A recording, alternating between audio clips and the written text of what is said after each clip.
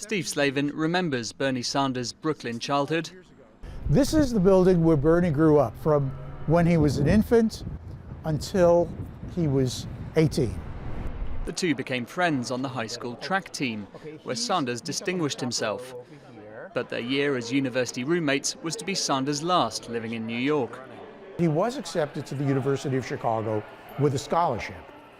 And he was planning to go there, but his mother got so sick. He decided to go to Brooklyn College for his freshman year.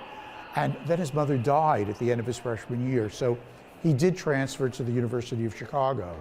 Sanders never came back, settling in Vermont. Over half a century later, he has a campaign operation in Brooklyn which is making the most of his local roots. But in this New York primary, he's not the only one with a connection to the city.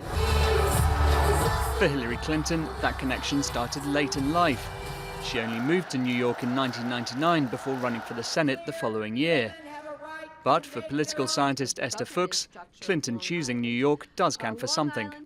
She came to New York to run for the Senate, and I think because she viewed herself as more associated with New York than any place in the country. And I think New York embraced her for that. That's why she won the Senate race.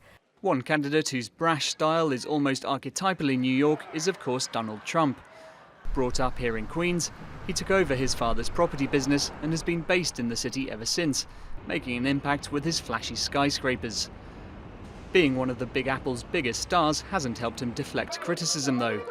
His attacks on minorities have made him the focus of protests in this famously diverse city, while one of New York's biggest tabloids came out against him from the start. He remains popular amongst Republicans, though, particularly in upstate cities like Binghamton. As a New Yorker, I grew up with the guy. I mean, I grew up when there was politicians that couldn't get a park finished, and we've gone for years and years and years, and he finally said, I'll take care of it. In a couple of months, it's done.